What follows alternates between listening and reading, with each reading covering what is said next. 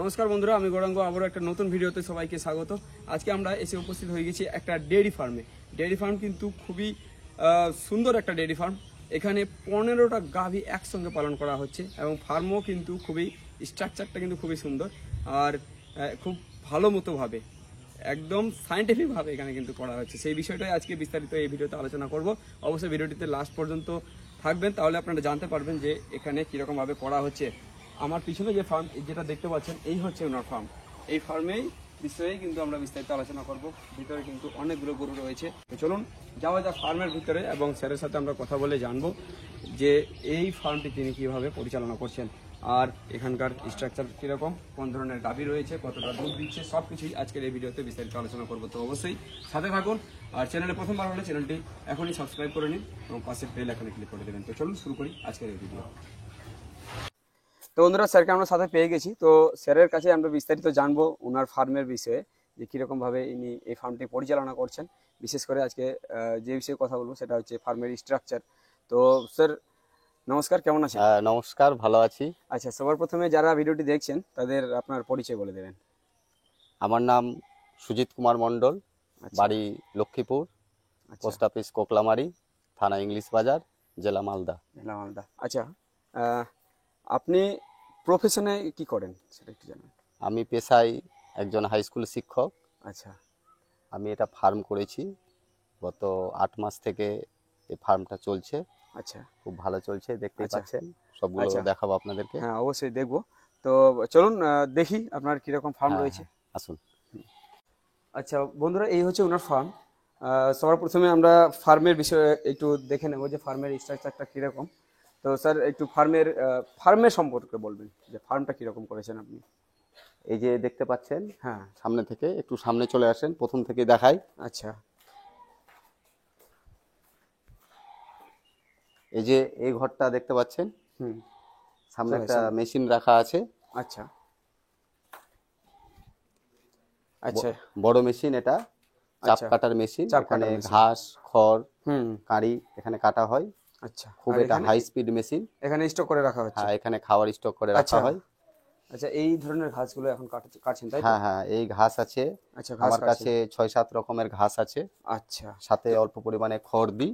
আচ্ছা আচ্ছা, এই বিষয়টা জানবো। হ্যাঁ, একটু ফার্মের বিষয়টা আগে জেনে নিই যে কিরকম আপনি ফার্মটা করেছেন। এবার চলে আসেন। হ্যাঁ, এই ফার্মের ইয়েটা বলবেন, লম্বাইটা কতটা করেছেন? এই ঘরটা লম্বায় আছে 75 ফিট। লম্বায় 75 ফিট। হ্যাঁ। আচ্ছা, চওড়াটা কতটা করেছেন? চওড়ায় আছে প্রায় 20 ফিটের মতো। 20 ফিটের মতো। হ্যাঁ। আচ্ছা, তো বন্ধুরা আমি একটু আপনাদের জানিয়ে দিই যে আমি এই কারণেই ফার্মের স্ট্রাকচারের বিষয়ে প্রথমে আলোচনা করলাম, কারণ আমরা যতটুকু ভিডিও করেছি, যতটা ভিডিও করেছি এরকম ফার্ম কিন্তু আমরা দেখিনি। আর এই ফার্মের স্ট্রাকচারটা সম্বন্ধে মানে আমার খুব ভালো লাগলো, যার কারণেই স্যারের কাছে আমি সবার প্রথমে এটাই জানতে চাইছি যে আচ্ছা, চওড়াটা কতটা বললেন? চওড়াটা 20 ফিট। চওড়াটা 20 ফিট রয়েছে। আর জলের ব্যবস্থাগুলো পাইপলাইন দিয়ে জলের ব্যবস্থা করেছে? ওই সাইডে পাইপলাইন দিয়ে জলের ব্যবস্থা আছে। আচ্ছা, কারণ প্রতিটা গরুকে প্রচুর পরিমাণে জল খাওয়াতে হয়। আচ্ছা, সকাল বিকাল 2 টাইম এদের পর্যাপ্ত জল রাখা দরকার। আচ্ছা আচ্ছা, এর জন্য জলের জন্য পাইপলাইন করে দেওয়া আছে, যাতে জল দিতে সুবিধা হয়। আর খাওয়ার নাইনের ব্যবস্থা? প্রতিটার খাওয়ার জন্য নাইনের ব্যবস্থা করা আছে, যাতে সুবিধা হয়। এক একটা গরুর জন্য কি এক একটা ওই যে খপগুলো করেছে? হ্যাঁ, এক একটা গরুর জন্য। এক একটা গরুর জন্য একটা না? একটা। আচ্ছা, তো এই হচ্ছে সেটআপ। আর উপরের সেটআপ যেটা দেখতে পাচ্ছি অ্যাসবেস্টার দিয়ে করা হয়েছে, যাতে গরমের সময় তাপটা কম হয়। আচ্ছা, কারণ এই গরুগুলো হচ্ছে জার্সি গরু, হলস্টাইন গরু, এরা বেশি তাপ সহ্য করতে পারে না। আচ্ছা, এই কারণে অ্যাসবেস্টার দেওয়া হয়েছে, ফ্যান লাগানো আছে পুরোটা। আর নিচে যাতে গরুরা যাতে আরামে, এই যে দেখতে পাচ্ছেন এগুলো চাদরের মতো ম্যাট, এগুলোকে কাউ ম্যাট বলে। কাউ ম্যাট, আচ্ছা, এগুলোতে গরু আরামে থাকে।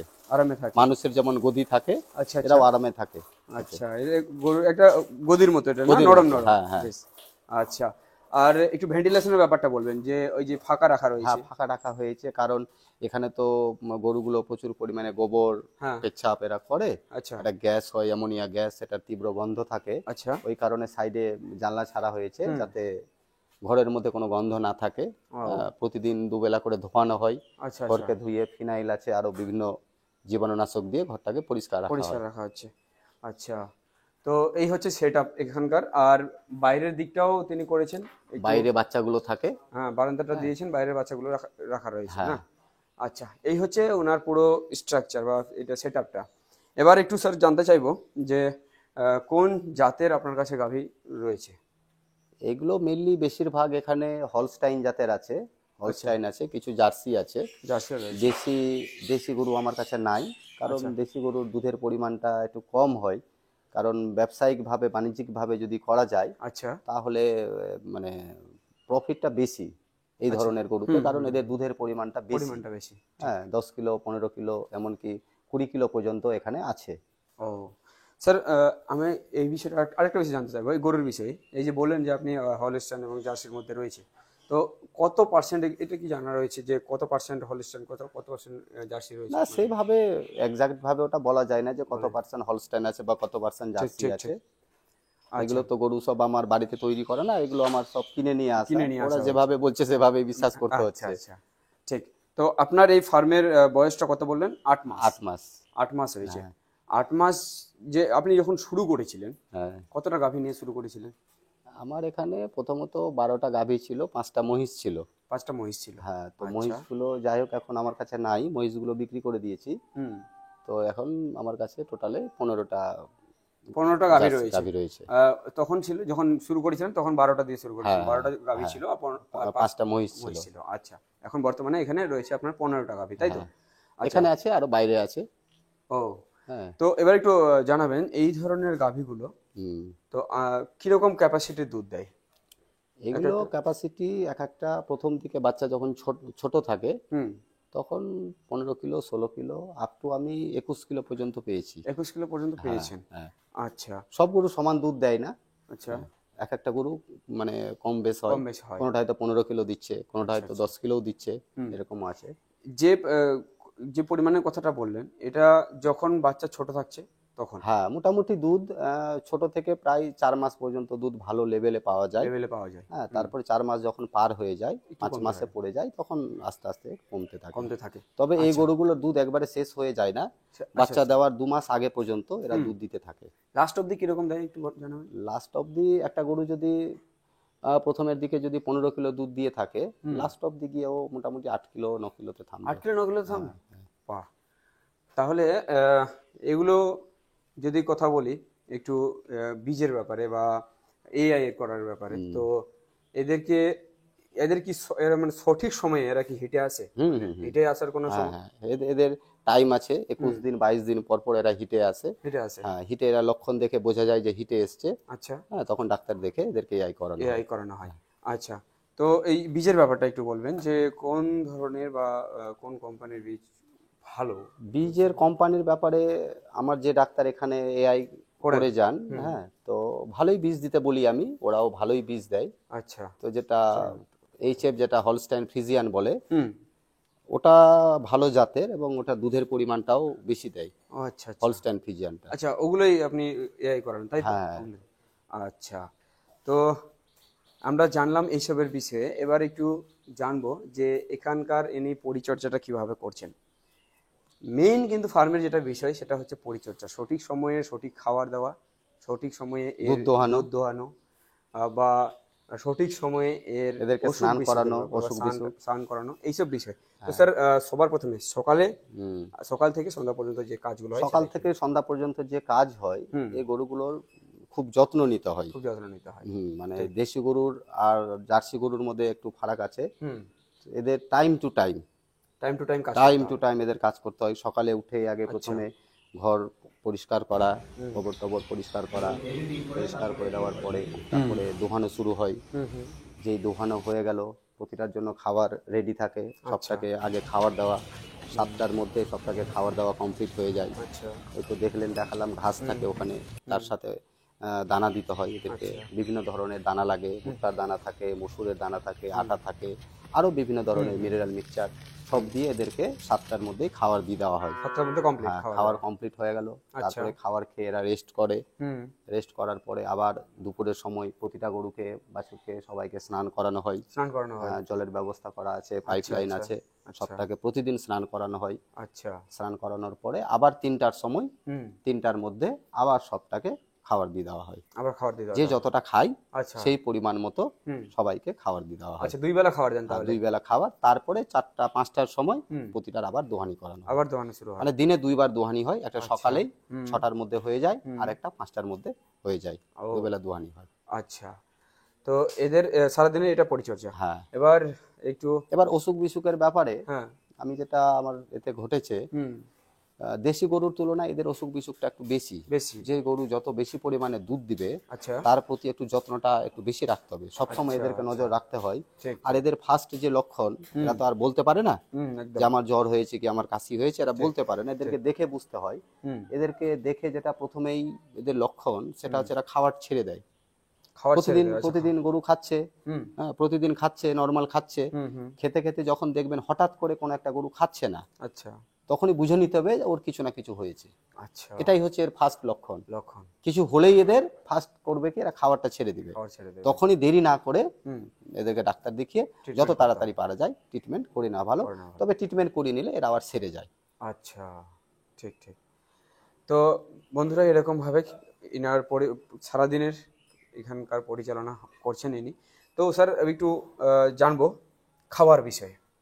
দেখুন এদের যেটা মেন যে এরা অ্যাকচুয়ালি তৃণভোজী প্রাণী। তৃণভোজী, হ্যাঁ, সেক্ষেত্রে আমি এমন কয়েকটা ফার্মে গেছি এর আগে, সেখানে কিন্তু ওনারা ঘাস ছাড়াই করেন। ঘাস চারা, তো ঘাস ছাড়াই যেখানে করছেন সেক্ষেত্রে কিন্তু ওনাদের কস্ট একটু হাই চলে যাচ্ছে, খরচটা। হ্যাঁ। দানাদার খাবারের উপরে ওনারা একটু জোর দিচ্ছেন বেশি। তো সেক্ষেত্রে আমি যেটা আপনার এখানে জানলাম যে আপনি ঘাসের উপরে জোর দিচ্ছেন। তো কোন কোন জাতের ঘাস করছেন আর ঘাসের ব্যাপারটা একটু বলবেন আমাদের। গরু পালনের ব্যাপারটা হলো, আমরা তো সবাই জানি যে গরু ছাগল এরা তৃণভোজী প্রাণী, তৃণভোজী প্রাণী, এরা একদম। ঘাস খেতে পছন্দ করে। পছন্দ করে একদম। কিন্তু যদি না পাই তাহলে তো কিছু করার নাই। হ্যাঁ, ঠিক। তো যদি কেউ ব্যবসায়িক ভাবে যদি কেউ গরু পালন করতে চায় বা এই ধরনের ফার্ম করতে চায়, হুম ফার্ম করার আগে আমার যেটা অভিজ্ঞতা, আগে তাকে ভাবতে হবে ঘাসের কথা। ঘাসের কথা ভাবতে হবে, ঠিক। ঘাস ছাড়া কিন্তু গরু পালন করা একটু টাফ আছে। টাফ আছে। টাফ আছে বলতে কস্টলি হয়ে যাবে, খরচ বেশি হবে। ঠিক কারণ এখন খড়ের যা দাম, হুম খড়েরও দাম প্রচুর। আর শুধু খড় খাবে না, আমার গরুগুলোকে যদি খড় দেওয়া যায় একটাও মুখ দিবে না, ঠিক। মুখ দিবেই না। হুম কি করতে হবে, প্রচুর পরিমাণে তখন দানা দিতে হয়। দানা দানাগুলোরও রেট অনেক বেশি, অনেক rate বেশি। কারণ গরু বাছুরকে গরু দানা খাইয়ে পেট ভরানো যাবে না, একদমই না। ঠিক আছে, সেক্ষেত্রে খরচটা অনেক বেশি হয়ে যাবে। ঠিক ঠিক। আর ঘাস যদি থাকে তাহলে দানার পরিমাণটা অর্ধেকে নিয়ে চলে এলেও হুম দুধের লেভেলটা ঠিক থাকবে, ঠিক থাকবে। গরুর শরীরটাও ভালো থাকবে এবং খাবারটা খুব ভালো খায় খাবে, ঠিক। ঘাস, মানে ঘাসের বিকল্প নাই। আচ্ছা আচ্ছা। কি কি জাতের ঘাস আপনি এদেরকে খাওয়াচ্ছেন? আমার কাছে তো এখন আমি অনেকগুলোই ঘাস লাগিয়েছি, প্রায় 5-6 রকমের ঘাস লাগিয়েছি। আচ্ছা এর মধ্যে সবচেয়ে যেটা বেশি আছে সেটা হচ্ছে স্মার্ট নেপিয়ার। এই ঘাসের ফলন সবচেয়ে বেশি হয় আচ্ছা। এবং এগুলো হচ্ছে মাল্টি কাটিং ঘাস। আমাদের মালদা জেলাতে খুব কম জায়গাতেই আছে। হুম আমাকে অনেক কষ্ট করে বিভিন্ন জায়গা থেকে কুরিয়ারের মাধ্যমে আমি কাটিংগুলো ম্যানেজ করেছি এবং প্রচুর পরিমাণে লাগিয়েছি। ঘাসগুলো আমার হয়েও গেছে। হুম আপনারা পারলে হয়তো আমার জমিতে আসতে পারেন, আমি হ্যাঁ সব অবশ্যই দেখাবো। অবশ্যই যাবো তো জমিতে। বিভিন্ন ধরনের ঘাস আছে, স্মার্ট নেপিয়ার আছে। হুম সবচেয়ে যেটা আমাদের বিশ্বের মধ্যে সবচেয়ে বেস্ট ঘাস, সেটা এখন বর্তমানে আমার কাছে আছে, কোন জাতের ঘাস? সেটা হচ্ছে গুয়াতেমালা ঘাস। গোয়াতেমালা। ওটাকে আমেরিকান 5G বলে। আচ্ছা আচ্ছা। এটা মানে অদ্ভুত ধরনের, এটাকে একটু নেপিয়ার থেকে মোটা হয় ওটা? নেপিয়ার থেকে মোটা হয়। নেপিয়ারটা ব্যাপারটা হচ্ছে যে ঘাসের ব্যাপারে আপনারা যদি আরেকটা ভিডিও করতেন তাহলে ডিটেলস আমি ঘাসের ব্যাপারে বলতাম। অবশ্যই অবশ্যই। তাহলে এই বিষয়টা তো আমরা ঘাসের জন্য একটা আলাদা ভিডিও করবেন, সমস্ত ঘাসের দেখাবো আমি কোন ঘাসের কি গুণাবলী আছে। ঠিক ঠিক। ঘাস মানে যে সব ঘাস এক তা না, তাই না? ঘাসের মধ্যে কিন্তু কোয়ালিটি আছে। ঠিক ঠিক, অবশ্যই অবশ্যই। সবচেয়ে যেটা বেস্ট ঘাস সেটা হচ্ছে গুয়াতেমালা ঘাস। আচ্ছা। প্রচুর বড় বড় ঝাড় হয়, ওটার প্রোটিন ভ্যালুটা অনেক বেশি। তো এতটা যে আপনার এখানে গাভী রয়েছে, সেক্ষেত্রে আপনি কতটা জমিতে করছেন বা করলে মানে পর্যাপ্ত হবে? মোটামুটি ধরে রাখতে পারেন হুম 4টা গরুর জন্য 1 বিঘা জমিতে ঘাস আপনাকে চাষ করতে 4টা হবে। গরুর জন্য 1 বিঘা জমির ঘাস। হ্যাঁ, আচ্ছা, এবার এই সেই এই মতো, ধরনের হ্যাঁ, নেপিয়ার জাতীয়। এবার কেউ যদি মনে করে যে না আমি ইন্টারেস্টেড আছি, আমি 2টা গরু বা 4টা গরু আমি এরকম পালন করব, একসাথে তো আর এত বড় না জায়গা না, একদমই না। আমি করে দিয়েছি। হ্যাঁ, তো একসাথে তো সবার পক্ষে হয়তো সম্ভব সম্ভব নাও না, হতে পারে। নাও হতে পারে। কেউ হয়তো 2টা করতে পারে বা আস্তে আস্তে বাড়াতে পারে। অবশ্যই। তো গরু কেনার আগে মোটামুটি 60 দিন আগে, 2 মাস আগে হুম ঘাসের ব্যবস্থা আগে করে নিতে হবে।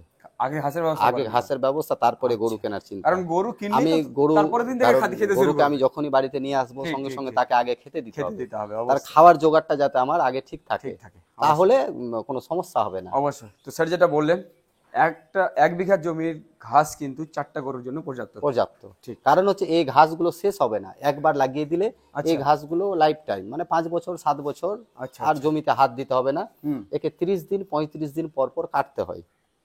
আচ্ছা, 30 দিন 35 দিন অন্তর অন্তর এদের হাইট হয়ে মানে যাবে। কাটার পর্যাপ্ত হয়ে যায়। হ্যাঁ, এদের হাইট হয়ে যাবে 6 থেকে 7 ফিট। 30 দিন 30 দিন মানে আমরা 30 হাত দিনেই? উঁচু করে আচ্ছা। করতে পারবো না, এটা ও। আপনি 30 থেকে 35 দিনে পেয়ে যাবেন। আচ্ছা, যখনই আমি আচ্ছা। 30-35 দিন পরে কেটে নিলাম, হুম। তারপরে আবার দেখবেন গোড়া থেকে অনেক পরিমাণে বেরিয়েছে। বেরিয়েছে। একে যত কাটা যাবে তত বেশি পরিমাণে বাড়বে। আচ্ছা, সেরকম পরিচর্যার প্রয়োজন হয় না, একটু সার, ইউরিয়া সার, একটু জলের ব্যবস্থা থাকলে আচ্ছা, আচ্ছা, আর কোনো কিছু লাগে না। আচ্ছা। তো স্যার এবার একটু আমাদের জানাবেন ইনভেস্টমেন্টের ব্যাপারে। দেখুন Investment- এখানে আপনার এখানে যেটা আমরা দেখতে পাচ্ছি, যেরকম ভাবে করা হয়েছে, একটু ইনভেস্টমেন্টটা দেখতে পাচ্ছি এখানে যে আপনার এখানে একটু বেশি লেগেছে। ইনভেস্টের ব্যাপারটা সেক্ষেত্রে একটু আমি যেহেতু এটাকে একটা পার্মানেন্ট প্রজেক্ট ভেবে করেছি, হ্যাঁ, এবং এটা আমার খুব commercial level pay. Commercial level, এটা আমার খুব শখের জিনিস। ঠিক, ডেয়ারি ঠিক। এটা আমার একটা সাবজেক্টের মধ্যেই ছিল। আচ্ছা, আমি যদিও বায়োলজির টিচার, বায়োলজি টিচার আপনি। আচ্ছা, ডেয়ারি আমার সাবজেক্ট ছিল। সাবজেক্ট। তো যাই হোক, ইনভেস্টের ব্যাপারটা হচ্ছে এখানে আমার ভালো ইনভেস্ট হয়েছে। যেমন যে ঘরটা করেছি এটা পাকা ভাবেই করেছি। তো অবশ্যই কেউ যদি করতে চায় তো এত পাকা ভাবে না করলেও চলবে। না করলে চলবে। হ্যাঁ, এরকম একটা বাঁশ দিয়ে বা উপরে ত্রিপাল দিয়ে করে করা যায়। তো খরচের ব্যাপারটা হচ্ছে এমনিতে যে গরুগুলো আমি কিনে নিয়ে এসেছি, হ্যাঁ, সেগুলো মোটামুটি 60,000, 62,000, 65,000, মানে 50-এর উপরে আপনার দাম লাগবে। দাম এগুলো 50-এর উপরে। 50-এর উপরে লাগবে, সেই হিসাবে এবার খরচ হবে আর কি। আচ্ছা, আচ্ছা। তো এক কথায় দেখুন, মেন যেটা খরচ আমরা দেখতে পাচ্ছি সেটা হচ্ছে যে গাভীর উপরে খরচ। হ্যাঁ, গাভীটা এবং এখন যে পাওয়া যাচ্ছে যে বাচ্চা সমেত পাওয়া যায়। বাচ্চা আপনি যদি বলেন আমি 5 দিনের বাচ্চা নিব সেটাও পাওয়া যাবে। আচ্ছা, যদি বলেন যে আমি 3 দিনের বাচ্চা নিব সেটাও পাওয়া যাবে। ও, একদম দুধ রেডি করা গরু এখন পাওয়া যায়। পাওয়া যায়। হ্যাঁ, আপনি কেউ যদি কোনটা সাজেস্ট করবেন? কেউ যদি মনে করে যে আমার কাছ থেকে নিয়ে যাবে, সেও হয়তো আমি ব্যবস্থা করে দিতে ব্যবস্থা পারবো। করে দিতে পারবেন? আমার কাছে অনেক আছে, আচ্ছা, অ্যাভেলেবেল আছে। তাহলে আমরা ভিডিওতে নাম্বার দিতে পারি আপনার? হ্যাঁ, আমার নাম্বার দিতে পারেন, কোনো আচ্ছা। অসুবিধা নাই। আমার বন্ধুরা, সাথে যোগাযোগ করতে পারে। যে নাম্বার শো হচ্ছে এই নাম্বারে আপনারা চাইলে স্যারের সাথে যোগাযোগ আর করতে আমি পারেন। যেটা করেছি যে এই যে ঘাসের ব্যাপারটা আমি চিন্তা ভাবনা করে দেখলাম, আমি কিছুদিন ঘাস ছাড়াই চালিয়েছি। শুধু ওই আমাদের বিশেষ করে মালদা জেলাতে বা আমাদের আশেপাশে জেলাগুলোতে আমরা ওই বজরা ঘাস করে থাকি আর জব ঘাস করে থাকি। এই ঘাসগুলো কিন্তু একবার লাগালেই দ্বিতীয়বারে কিন্তু আর ভালো হয় না। ভালো হয় না, ঠিক। ভালো হয় না, আমাদের খরচ বেশি হয়, ফলনটা আমরা ভালো পাই না। ঠিক, ঠিক। তো আমি চিন্তা ভাবনা করে আমার খরচ হয়েছে, তো যে ঘাসগুলো লাগিয়েছি আমি প্রচুর পরিমাণে আমি ঘাসের কাটিংও দিতে পারবো। কেউ যদি ইন্টারেস্টেড হয়, বাড়ির পাশে আমার একটু জায়গা ফাঁকা পড়ে আছে, আমি সেখানে গিয়ে একটু লাগিয়ে দিলাম। আচ্ছা, ওখান থেকে অনেক হয়ে যাবে, ও অনেকটা জমি বাড়াতে পারবে। আমি ঘাসের কাটিং আমি দিতে পারবো। দিতে পারবেন। আচ্ছা। তো এবং ভালো ভালো কাটিং এই ঘাসগুলো হ্যাঁ, আমাদের পশ্চিমবঙ্গে একটা আমি আনিয়েছি কোচবিহার থেকে, আচ্ছা, কুরিয়ারের মাধ্যমে আনিয়েছি। কোচবিহারে পাওয়া যায়, আর এই মালদা জেলাতে ফার্স্ট আমার কাছে আছে। ও, এতে বসে না থেকে হয়তো 2-4টা যদি দিয়ে শুরু করা যায়, শুরু করে। ইন্টারেস্টিং কাজ, খুব ভালো লাগবে। হ্যাঁ, এবং আচ্ছা। ইনকামও আছে।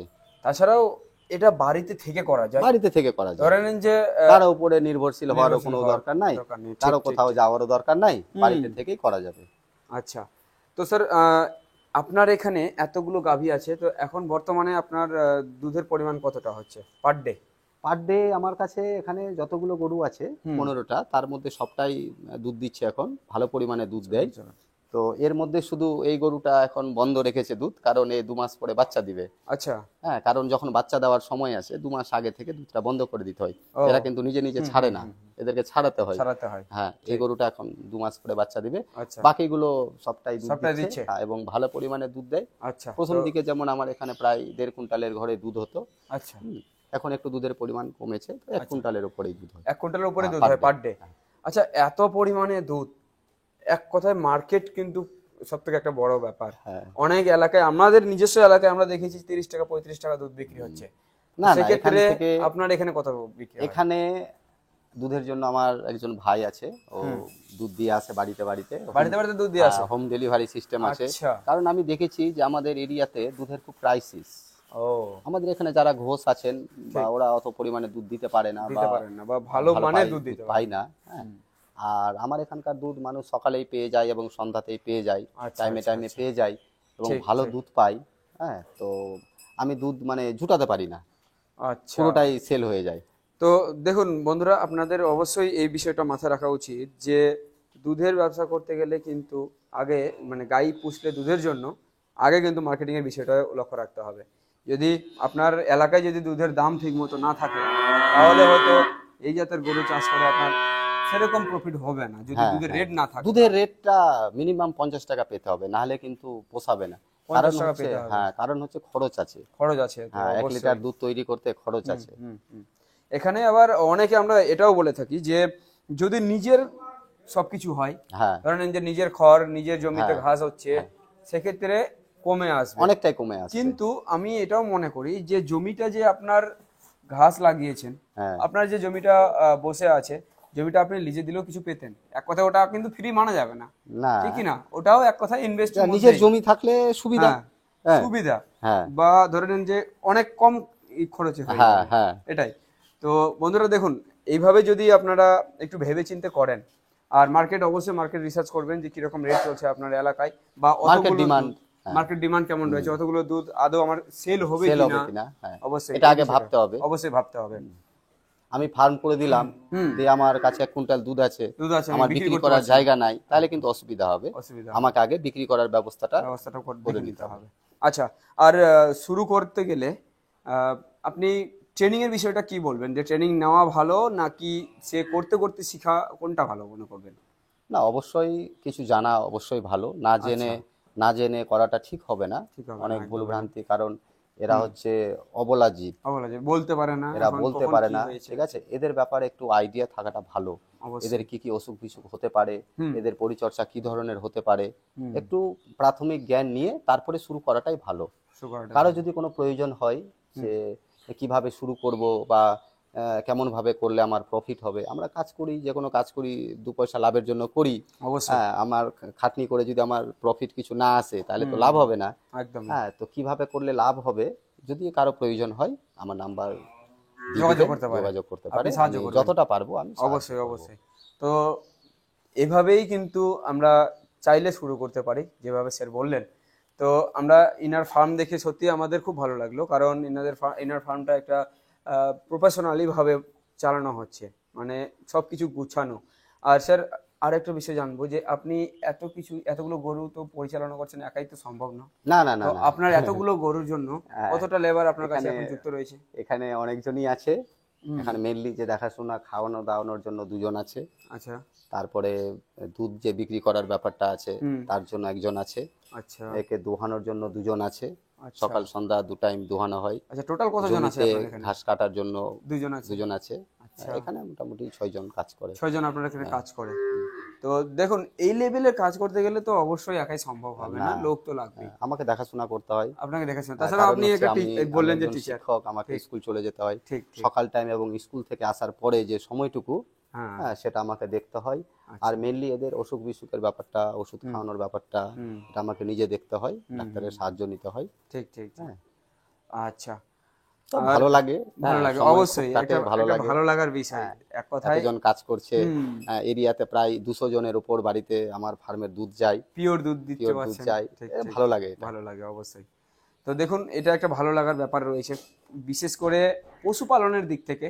যদি পশুদের উপরে একটা ভালোবাসা না থাকে, প্রেম না থাকে, তাহলে কিন্তু আপনি মানে মন খুলে কাজ করতে পারবেন না, বা ভালো লাগাটা থাকবে না আপনার। এদের ব্যাপারটা হচ্ছে, এদেরকে যেমন ভালোবাসবেন, যেমন এদেরকে খাবার দাবার দিবেন, এরা ততটাই রিটার্ন দেবে। অবশ্যই এই বিষয়টা, এদের প্রতি গাফিলতি করলে আপনাকেও গাফিলতি করে দিবে। একদম ঠিক। তো স্যার অনেক ধন্যবাদ, অনেক কিছু জানালেন আমাদের। তো বন্ধুরা, আমরা জানতে পারলাম স্যারের দ্বারা অনেক কিছু এই ডেইরি ফার্মের বিষয়ে। আশা করি আপনারা অনেক কিছু জানতে পেরেছেন। তো যদি চ্যানেলে প্রথমবার হয়ে থাকেন, অবশ্যই চ্যানেলটি সাবস্ক্রাইব করে নেবেন। স্যারের সাথে যোগাযোগ করতে চাইলে স্যারের নাম্বারটা যেটা শো হচ্ছে, বা আগে যেটা শো হচ্ছিল, সেই নাম্বারে যোগাযোগ করে ইনার সাথে কথা বলতে পারেন, ইনি কীভাবে এই ফার্মটি পরিচালনা করছেন। বা আপনারা চাইলে যদি কাছে থেকে হয়ে থাকেন, ভিজিট করতে আসতে পারেন। Always welcome. ঠিক আছে, তো চলুন দেখা হচ্ছে নতুন ভিডিওর সাথে। ভালো থাকবেন, সুস্থ থাকবেন। ধন্যবাদ সবাইকে।